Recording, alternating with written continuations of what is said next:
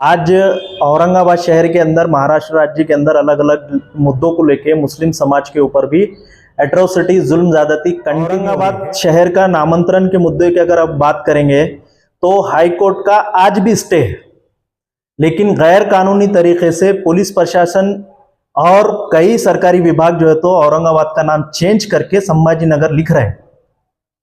क्यों संविधान को आपको यकीन नहीं है क्या? खासदार होकर भी क्यों डरते आप? भाई एक बार किराड़पुरा जैसा बड़ा दंगा हुआ, वो दंगे के अंदर भी हम देखे कि मुस्लिम समाज को कहीं भी इंसाफ नहीं है। एसडीपीआई जो भी कैंडिडेट लाएंगे तो वो ऐसा कैंडिडेट लाएंगे जो अपनी सेकुलर और संवैधानिक आइडियोलॉजी के ऊपर काम करने वाला आदमी।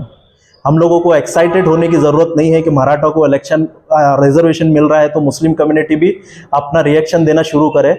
मत करिए, अभी वेट एंड वॉच कीजिए। शिवसेना के लिए हमारे पास ऐसा कोई कोशिश भी नहीं है और उनसे कोई उम्मीद भी नहीं है हमको। होता है मुस्लिम मुस्लिम मुस्लिम 1000 बार अगर बोलेंगे तो मेरा यही जवाब रहेगा कि मुसलमान भी यहाँ के फर्स्ट सिटीजन्स हैं। उनकी तालीम, उनका रिप्रेजेंटेशन, उनका डेवलपमेंट भी इंडिया ही की बेहतरी के लिए, डेवलपमेंट के लिए बहुत जरूरी है। लेकिन हमारा जो डोर है वो ओबीसी के लिए भी है, दलित्स के लिए भी है। कितनी ऐसे मिसालें मैं दूं, किसी लीडर के चेहरे को देखकर पार्टी को नहीं परखा जाता, उसके पॉलिसीज को, उसके नारे को और उसके काम करने के बाउंड्रीज को देखकर वो जो है परखा जाता है। हमारा जो सीरियसनेस है वो हमारा कॉन्स्टिट्यूशन के ऊपर है, पार्लियामेंट्री अफेयर्स के ऊपर है। एक संगठन चला रहे हैं, बड़ा संगठन है। अस्सलाम वालेकुम, आदाब अर्ज़ है। मैं Syed Kaleem, SDPI Social Democratic Party of India Maharashtra state president. आज औरंगाबाद शहर के अंदर हमारे पार्टी के दो अहम लीडर, इसमें अब्दुल हन्नान साहब राष्ट्रीय एनडब्ल्यूसी नेशनल वर्किंग कमेटी के मेंबर है और राष्ट्रीय सचिव रियाज फरंगीपेट, ये हमारे औरंगाबाद शहर के लिए आज तो आए हैं। यहाँ आने का मकसद जो है हमारे एसडीपीआई लीडरान का ये है कि आज शाम को हमारा प्रोग्राम है लोकसभा इलेक्शन को लेकर। आने वाले लोकसभा इलेक्शन के अंदर महाराष्ट्र स्टेट के अंदर हम जो है तो लोकसभा इलेक्शन कॉन्टेस्ट करने के लिए तैयारी कर रहे हैं। उस सिलसिले में हमारे नेशनल के लीडरान आज औरंगाबाद शहर के अंदर आए हैं। वो कुछ तफसील बातें भी आपके सामने भी रखेंगे। सवाल ये है कि महाराष्ट्र में आपका कोई खासदार नहीं है, कोई आमदार नहीं है, कोई बहुत बड़े आपकी बैंक नहीं है, उसके बाद एक ताकत से मैदान में उतरना कहां तक सही? Social Democratic Party of India मुल्क के मुख्तलिफ रियासतों में बहुत अच्छे तरीके से कैडर्स बनाकर, वोटर्स बनाकर काम कर रही है। महाराष्ट्र में भी हमारा काम बहुत अच्छे तरीके से ज़मीनी सतह से काम हो रहा है। इलेक्शन के बाद ही पता चलेगा कि कितने वोट हमें मिले हैं।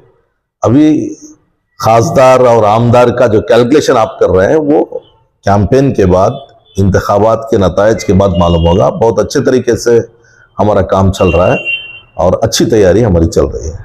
सर, हम मीडिया के माध्यम से देख रहे हैं, आपको पता है कि इंडिया महागठबंधन का गठन हुआ है और उनकी कोशिश ही है कि इस देश में फिरकापरस्त ताकतों को रोकना है। सब एकजुट आ रहे हैं। सवाल यह है कि आपकी रणनीति क्या है? आप उनके साथ जाना पसंद करेंगे या जाने वाले हैं, क्या अकेले चलेंगे? नहीं, अकेले चलने में कोई सियासी इंटरेस्ट नहीं है। कम्युनलिज्म को खत्म करना, करप्शन को खत्म करना, ये हमारा भी एजेंडा है। गठबंधन के साथ जुड़ने की हमारी भी इच्छा है, लेकिन सिर्फ कुर्सी के लिए, सिर्फ इख्तिदार के लिए गठबंधन की बजाय कॉमन इश्यूज पर अगर गठबंधन हो तो बहुत ज्यादा फायदा होगा। जो बड़े बड़े इश्यूज हैं मुल्क को बचाने के, दस्तूर को बचाने के और फिर कॉन्स्टिट्यूशन को बचाने की जो गठबंधन होते हैं, उसमें पहले से भी हम जुड़े हुए हैं। आइंदा दिनों में अगर कोई वेलकम होगा, मौका मिलेगा तो हम भी गठबंधन में जरूर शामिल होंगे। सर, अभी जो हाल ही में मुंबई में मीटिंग हुई, तो क्या उनकी जानिब से आपको कोई दावतनामा, न्योता आया किसी मुख्तलिफ जराए से? नहीं, ऑफिशियली नहीं आया। हमें आने की उम्मीद है। जब गठबंधन की दावत आएगी हम जरूर जाएंगे। सर, एक सवाल ये है, खासकर महाराष्ट्र का और औरंगाबाद का जो सियासी पस मंजर है वो थोड़ा हटके। यहाँ एमआईएम के महाराष्ट्र में 2 आमदार है और औरंगाबाद जिले में एक खासदार है। इतनी बड़ी मुस्लिम मेजोरिटी है, भरोसा के साथ आज जुड़ा हुआ दिखाई देता है। ऐसे हालात में आप भी बीच में आना, आपको नहीं लगता कि मुसलमानों की ओर तकसीम होंगे, इसका सीधा सीधा फायदा फिरकापरस्त ताकतों को, आपको नहीं लगता सर? देखिए, महाराष्ट्र के अंदर आप जिस तरीके से बता रहे हैं, हम अभी भी शुरुआत में हैं, जी। लेकिन 70-80 साल से एसडीपी यहां पर नहीं होने के बावजूद इख्तिदार पर कौन है? फिरका परस्त ताकतों को ऊपर तक लाने का जिम्मेदार कौन है? चाहे वो वक्फ बोर्ड हो, माइनॉरिटी कमीशन हो और मुस्लिम पॉकेट्स हो, दलित पॉकेट्स हो, वहां पर फैशिज्म और फैशिस्ट ताकतें अगर इख्तिदार पर आ रहे हैं तो उसका जिम्मेदार कौन है? यह सबसे बड़ा सवाल है।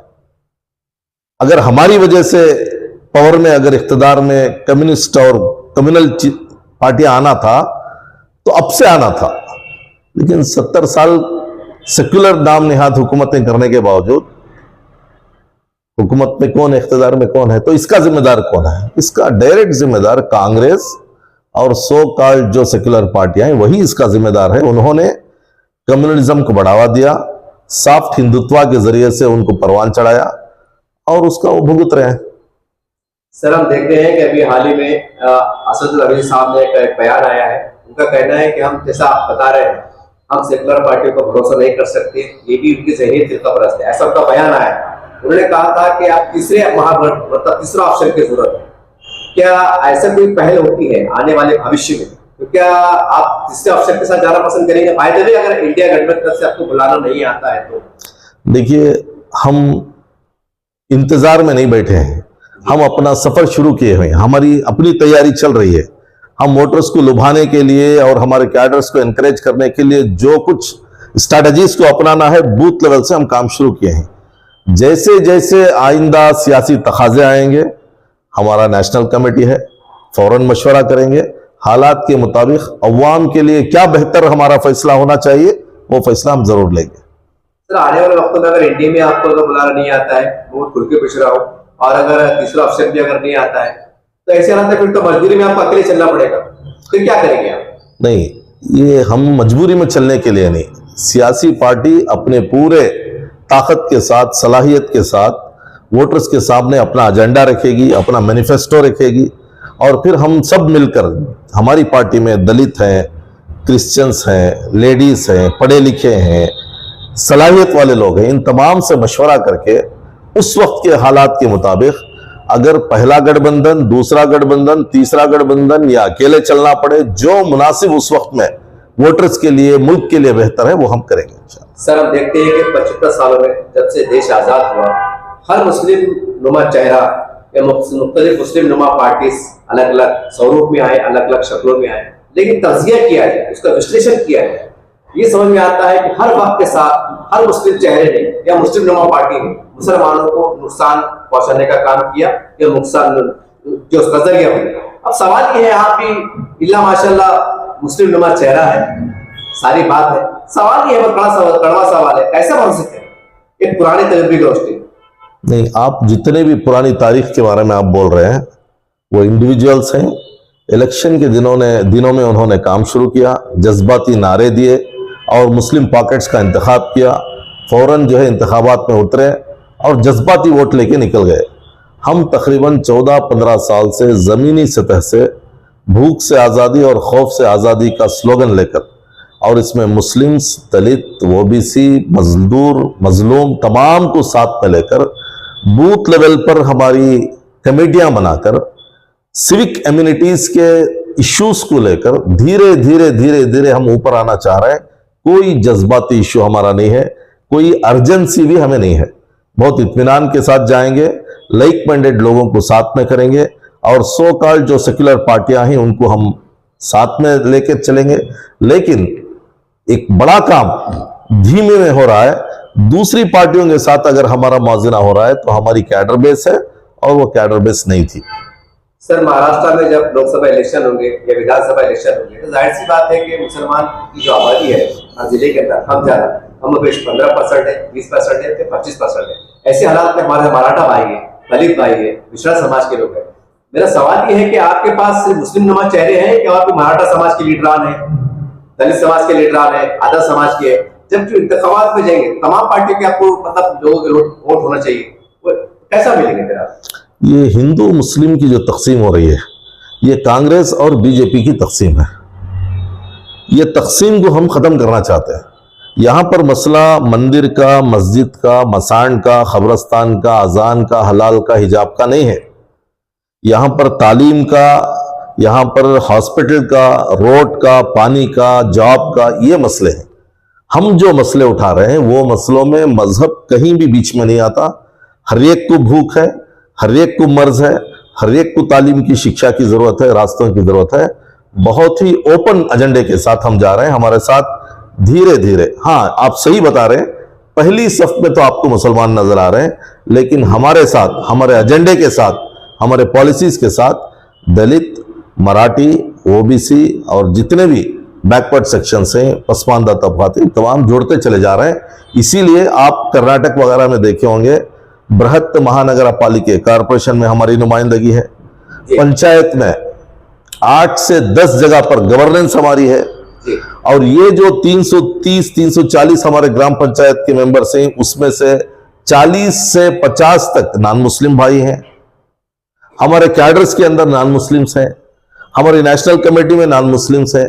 तो ये जो तरीका है, ये हिंदू मुस्लिम को बांटने का एक सियासी तरीका है, लेकिन हमारा एजेंडा ऐसा नहीं है। हम तमाम को एक साथ लाकर उनको सियासी तौर पर खुद मुख्तार बना के, एम्पावर करके रिप्रेजेंटेशन की तरफ उनको लेके जाने की कोशिश कर रहे हैं। सर, इससे हट के सवाल ये है, क्योंकि आप मतलब पूरे हिंदुस्तान लेवल के उस पर पोस्ट पे आप, क्या मुस्लिम नुमा चेहरा, या मुस्लिम नुमा पार्टी, आप समझ रहे हैं मैं क्या कहना चाह रहा हूं? क्या इस नाम से देश में चलना, आवाज देना, लोकसभा विधानसभा के इलेक्शन लड़ना, क्या मुसलमानों के लिए फायदेमंद है या नुकसान है? अगर आप कॉन्स्टिट्यूशन में देखेंगे तो कॉन्स्टिट्यूशन शुरू होता है we the people of India. Hindustan में जो भी बच्चा पैदा होता है उसको उसके मजहब से जाना नहीं जाता, वो सिटीजन ऑफ इंडिया के तौर पर जाना जाता है, एक चीज। दूसरी चीज, यहां पर कैस्ट सिस्टम बहुत ज्यादा है। कैस्ट सिस्टम और मजहब, लैंग्वेज की बुनियाद पर बहुत से पॉकेट्स बटी हुई, और रिप्रेजेंटेशन का यही माना है कि वो अपनी अपनी कौम को, अपने अपने समाज को वो रिप्रेजेंट करें। 500 से ज्यादा जो सीटें पार्लियामेंट में हैं, वो हर तबका अपने अपने मजहब को, अपने अपने कल्चर को, अपने अपने मानने वालों को रिप्रेजेंट करने ही के लिए वहां पर आता है। हम मुस्लिम्स अगर रिप्रेजेंटेशन चाह रहे हैं तो क्यों चाह रहे हैं?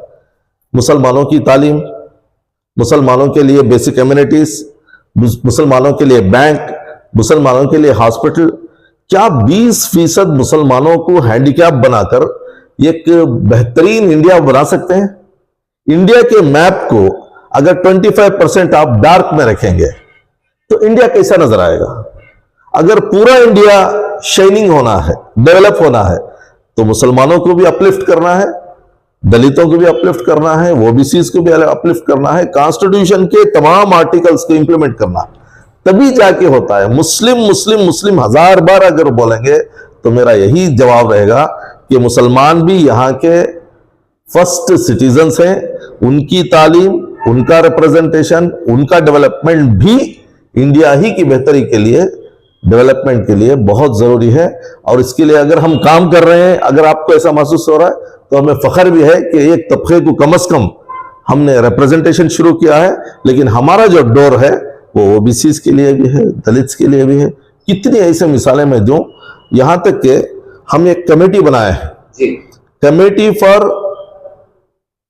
For social justice. Committee for social justice का चेयरमैन बीएम कामले साहब है, महाराष्ट्र से। तो ये चीजें क्या हैं? और कितने ऐसे चर्चेस पे अटैक हुए जिस पर social Democratic Party of India ने रिप्रेजेंट किया? कितने दलित एट्रोसिटीज के मौके पर social Democratic Party of India ने एड्रेस किया?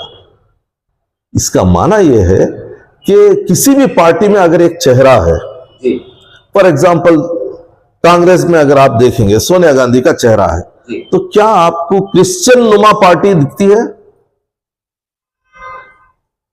मिसाल दे रहा हूं। तो इसलिए किसी लीडर के चेहरे को देखकर पार्टी को नहीं पकड़ा जाता, उसके पॉलिसीज को, उसके नारे को और उसके काम करने के बाउंड्रीज को देखकर वो जो है परखा जाता है। सर ये है कि अब लोकसभा में आपकी पार्टी कितने सीट खड़े करने वाली है?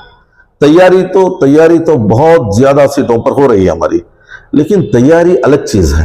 जी तैयारी करते करते करते हम अवाम तक पहुंच के कैडर्स को तैयार करके जब डिक्लेयर होगा इलेक्शन, उस वक्त में जितना हम रेस्पेक्टफुल वोट ले सकते हैं, जितना ज्यादा जिस जगह हमारा काम हुआ है वहां पर हम कंटेस्ट करेंगे। सर, अभी हाल ही में आपने मीडिया पे देखा होगा, मोहन भागवत साहब का बयान आया था कि इस देश का रहने वाला है हिंदू और ये देश हिंदू राष्ट्र है। आपकी पार्टी बतौर आप उनके इस बयान को कैसे देखते हैं? वो एक हिंदुत्व का बड़ा चेहरा है, जब भी बोलेंगे हिंदुत्व के बारे में बोलेंगे। हम समझते हैं कि वो अपने दिमाग में जो रटे हुए हैं वो जबान से बोल रहे हैं, उसको हम ज्यादा सीरियस नहीं लेते। हमारा जो सीरियसनेस है वो हमारा कॉन्स्टिट्यूशन के ऊपर है, पार्लियामेंट्री अफेयर्स के ऊपर है। एक संगठन चला रहे हैं, बड़ा संगठन है, वो संगठन के नशे में वो बोल रहे हैं, बहुत सी चीजें बोलती हैं, उसे हम ज्यादा सीरियस नहीं लेते। पूरे तमाम अखबार में बड़े बड़े दानिश्वर हैं, बड़े बड़े उनके लेख हम देख रहे हैं, पढ़ रहे हैं। उनका पुलिस में कहना है, किसका कोई इशारों में कह रहा है, अगर 2024 के इलेक्शन में एक बार फिर भाजपा का लीड करती है तो कहीं ना कहीं ये देश मुकम्मल पूरी तौर से हिंदुत्व की तरफ चला जाएगा। ये यूं कहे तो ज्यादा बेहतर रहेगा कि ये देश हिंदू राष्ट्र में तब्दील हो जाएगा। तो सर, आपको लगता है कि ऐसा होने वाला है, कि ऐसा हो सकता है? ये जो डराने का तरीका है, बीजेपी मुसलमानों को दिखाकर डराती है, ये हो जाएगा वो हो जाएगा। इसके एमपी नहीं है, इसकी सही एक क़ियादत नहीं है, इसकी एक पार्टी नहीं है। इन ये कौम को दिखाकर वो बोलते हैं कि ये पूरा मुस्लिम करण हो जाएगा, ऐसा वो दिखाते हैं। और इसी तरह ये हिंदू हो जाएगा, ये पूरा हिंदुत्व हो जाएगा बोल के ये डराते हैं। जब तक संविधान बाकी रहेगा उस वक्त तक ना ये हिंदू रहेगा ना ये मुस्लिम रहेगा, ये भारत रहेगा, ये इंडिया रहेगा, ये हिंदुस्तान रहेगा।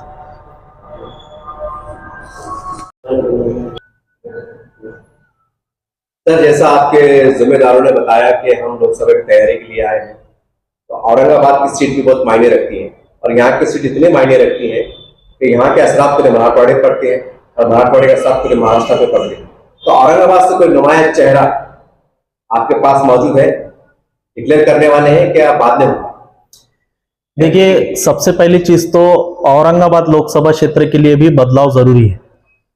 अभी जो मौजूदा खासदार साहब है, इन्होंने बड़े बड़े वादे किए, बड़े बड़े बातें किए, लेकिन काम कुछ भी नहीं हुआ। उन्होंने मुस्लिम कम्युनिटी को लेके, मुस्लिम समाज के साथ में बहुत बड़े बड़े वादे किए, लेकिन वो वादों में भी वो कहीं पर भी पूरा नहीं उतरे। आज औरंगाबाद शहर के अंदर, महाराष्ट्र राज्य के अंदर अलग अलग मुद्दों को लेके मुस्लिम समाज के ऊपर भी एट्रोसिटी, जुल्म ज्यादती कंटिन्यू हो रही है। हेट स्पीचेस का मामला मुसलसल चल रहा है। औरंगाबाद के अंदर भी कई मर्तबा जो है तो दंगे जैसी स्थिति हो गई। एक बार किराड़पुरा जैसा बड़ा दंगा हुआ, वो दंगे के अंदर भी हम देखे कि मुस्लिम समाज को कहीं भी इंसाफ नहीं है।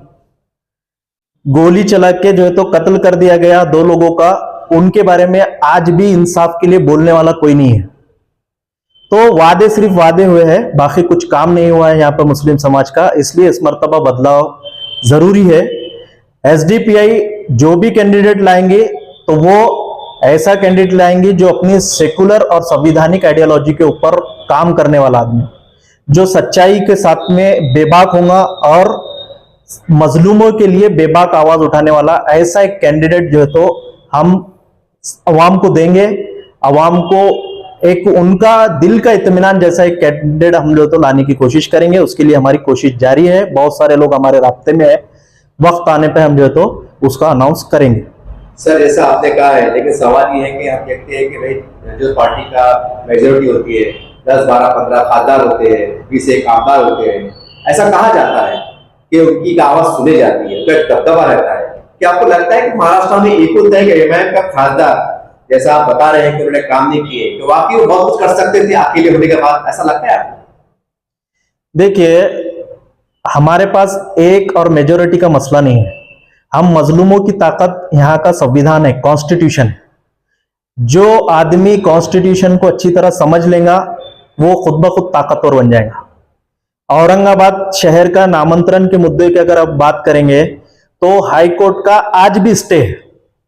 लेकिन गैर कानूनी तरीके से पुलिस प्रशासन और कई सरकारी विभाग जो है तो औरंगाबाद का नाम चेंज करके संभाजी नगर लिख रहे हैं। क्यों संविधान को आपको यकीन नहीं है क्या? खासदार होकर भी क्यों डरते आप? लगता है सर आपको डर रहे हैं, और कैसा लगता है?